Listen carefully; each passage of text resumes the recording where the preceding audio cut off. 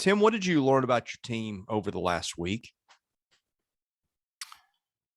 Oh, I just think that we probably have some pretty good depth in terms of players and position players that have similar abilities to the other players that are out there. I'm not going to tell you that their abilities are such where they're still learning, but I just think we have a lot of similar abilities from a position player standpoint, which is going to make it interesting roster-wise, and the ability to use them all. I think that is something that has been on my mind the last week, and that's difficult to do sometimes in a situation where you can't. There's no free substitution. So just looking for opportunities for kids to get on the field and see what they can give us.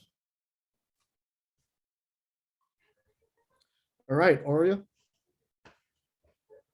With 5 games coming up this week, have you determined, the starting pitchers for those games yet?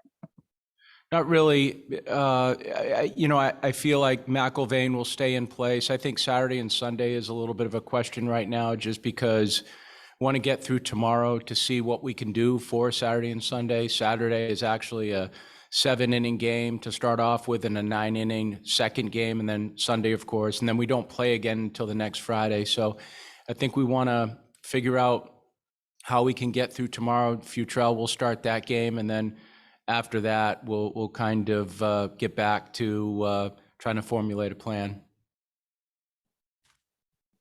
Kayla. Yeah, Coach, just your thoughts on Spencer Jones here to start the season. I know that he dealt with some injuries, the past few years, and what is he in terms of making the most of his opportunities right now?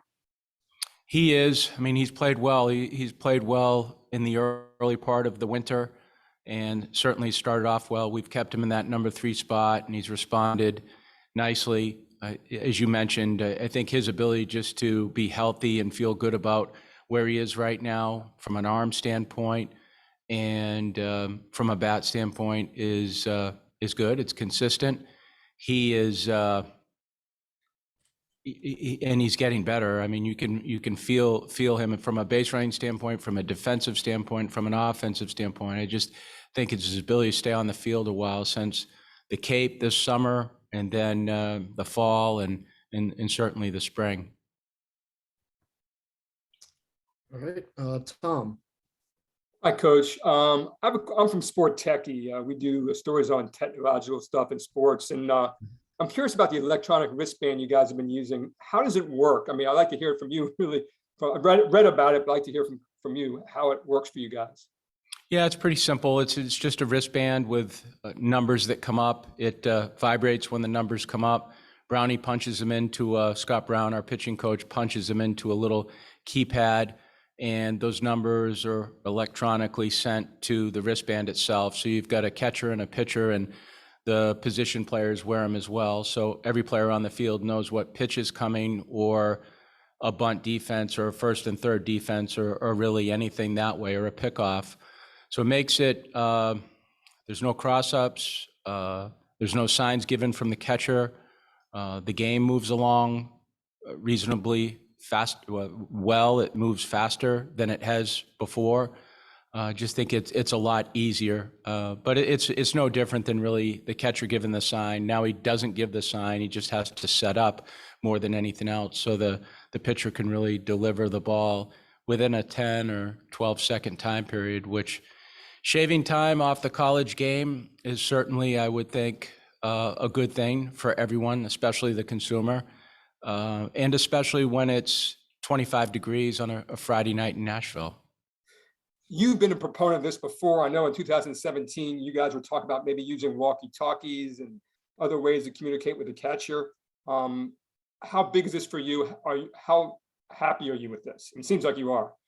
Yeah, so far so good. I think the all I care about, Tom, is really whether Brownie and the pitchers and the position players like it. If they like it, I'm all for it. I don't want to jam things up for them. We don't want to create something new, and it's really not. It's very simple. You're not recreating the game.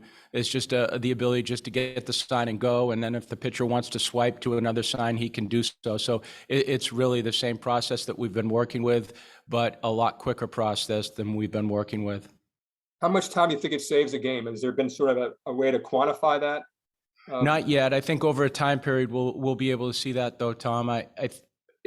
For me at least, I think it shaves seconds. And when you're talking about shaving seconds off of hitters, then you're talking about significant time. And whether it's 10, 15, 20, 30 minutes, I don't know. But at least the pace of the game, at least from our end, is much quicker. Do you think that this is going to catch on elsewhere? Or you get a sense that other schools, I know there are some schools interested in this. How rampant is this going to get? Well, I guess it could, because it makes sense in a lot of different ways.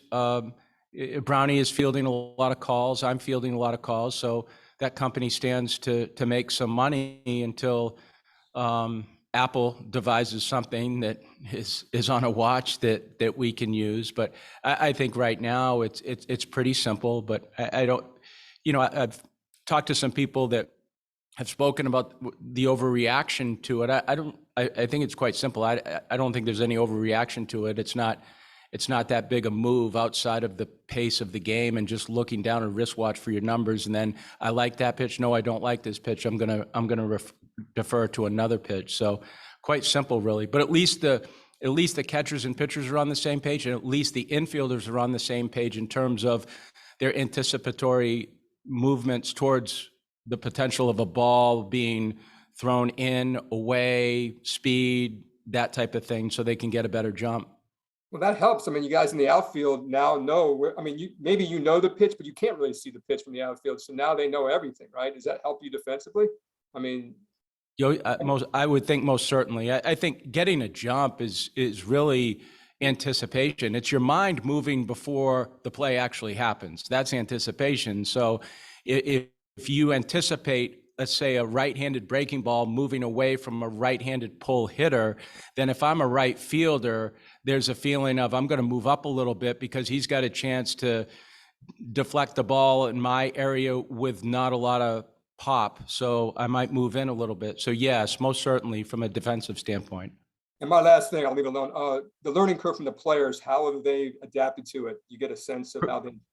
Yeah, pretty good, Tom. I mean, we started implementing them when we first got back in the bullpen. And then Brownie says, I'm going to try this and see how the guys like it. He didn't push it on them, but I remember the first day he put it on their wristbands inside the bullpen. And they all were very positive about it because they just liked how quickly they could get the sign. And then we went to the position players, and the position players loved it. So it's either on their wrist or it's on their waistband, so they can look down immediately and get the pitch and then go. Thank you. Yes, thank you. All right, Chris. Hey, Tim, I apologized if I missed Yeah. this weekend, but with moving Maldonado to the 3 spot, he's a kid who's closed before. You see some teams sometimes use guys to start or to close or high leverage situations. Is moving him to that 3rd spot kind of one of those things where you have him available for, say, a save situation on Friday or Saturday, or did that not have anything to do with it at all?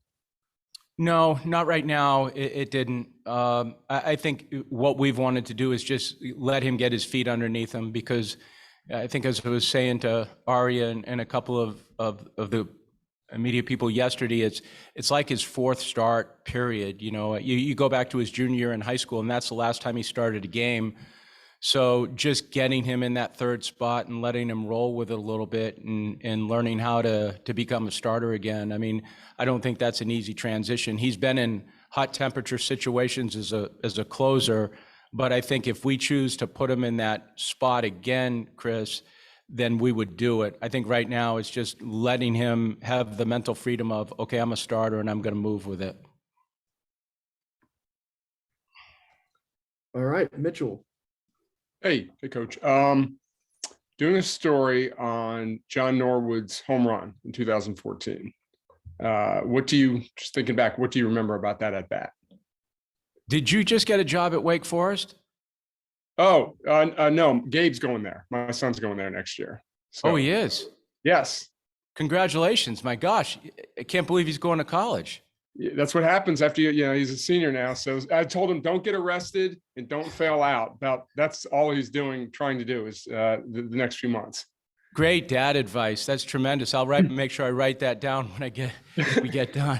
Yeah, tell all your recruits that once they commit, just don't get arrested. Oh, trust me, we've been there before. It's a classroom topic. Okay. So Johnny Norwood's home run. Wow. Okay, you're all over the place. Yeah. When did that happen? 14? 2014. Mm-hmm. You were there Okay. on third base. Yeah. What was the question though specifically? Yeah. What do you remember about that? It was a 2-2 game that back Yeah. in Omaha, no one was hitting home runs. And like Kyle Peterson said on the broadcast after that, he's like, the thought, even though he was one of your power hitters, the thought of the home run never occurred to him. Like what are you thinking at that point? What do you remember about that at bat? Exactly. Not thinking home run because we had Johnny Norwood as a center fielder played so far up because the ball just wasn't traveling. I don't know how many home runs that were hit that year. You probably know, but it was single digits, right? It was 4 or 5, something like that. And the other thing about it, and particularly when you go back, that ball was up and in, it was 97 miles an hour. So his ability to turn on that ball was significant. But Johnny was kind of on an offensive run right there. He was the hottest hitter in certainly in the College World Series. And we bumped him up that particular game because he was in a different spot of the lineup. So timing is everything, I guess, but didn't know if that run would be the most significant run of the game, but it was at the time. We talked about base running I remember specifically before that game and how it would make a difference, and it did because Dansby tagged up at second base on that foul ball hit down the third base line, and that scored the first run. So I would just say that the bookend runs of that game, the base running and Johnny Norwood's home run were significant, but I never saw that coming. Okay, a couple more. I won't hog too much of the time here. Yep. Norwood is a kid that gave up, if I recall, a decent amount of money to come to Vanderbilt, and every guy has a different path, but his was slower. I don't think it was until midway through that year where he really found his groove, and I'm sure you'd be happy for all your guys in that situation, but he was a guy you probably had to feel real happy about getting that big hit. Yeah, I was. I mean, Johnny comes from a single parent family, lived with his mom and grandmom, and just his wanting to come to school. If you remember, that was Toronto Blue Jays draft, and that was Tyler Beatty and Kevin Comer, 2 first-rounders.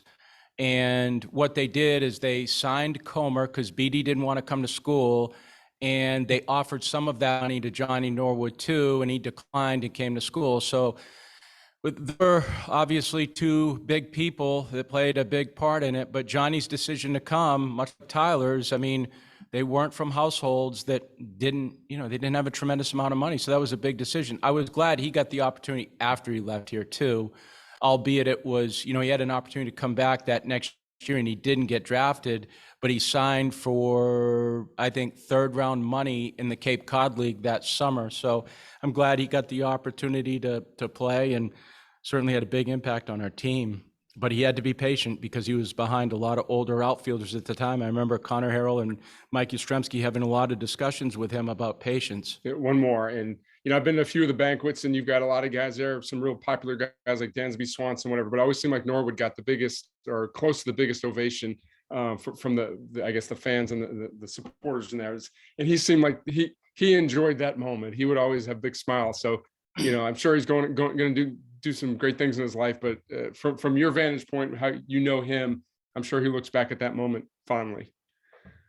Yeah, I know he does. He's a very likable kid too. I mean, I think looking at Vanderbilt for him, he looks at this fondly because I think he just was privy to a lot of growth. I mean, I just remember having those conversations with his mom during his freshman year, and that was a very difficult transition for him. And you wondering sometimes whether he was going to just leave.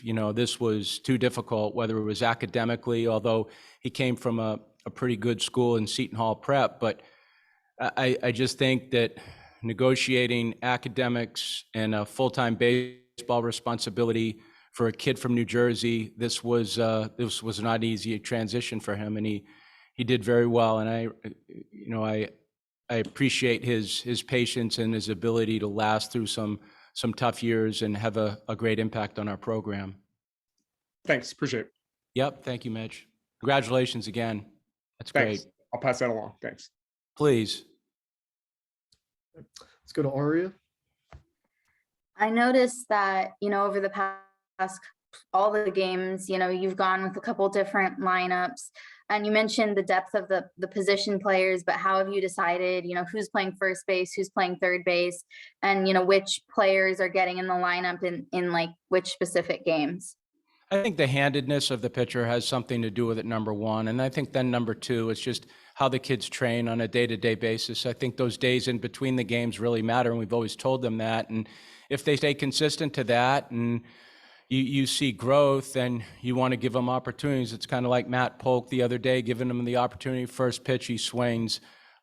He's had 2 at-bats in college baseball so far, and he's seen 2 pitches. He swung the day before yesterday, then tried to bunt yesterday when we put him into the game. And Gavin Cassis, too, who's getting healthy. So it's good to see kids getting an opportunity to play, but I think a lot of it has to do with the fact that they played well leading up to this, but yet the only thing that keeps them from playing right now is people that have played just a little bit better and have had more experience. So we'll continue to try to get them in there as much as we possibly can.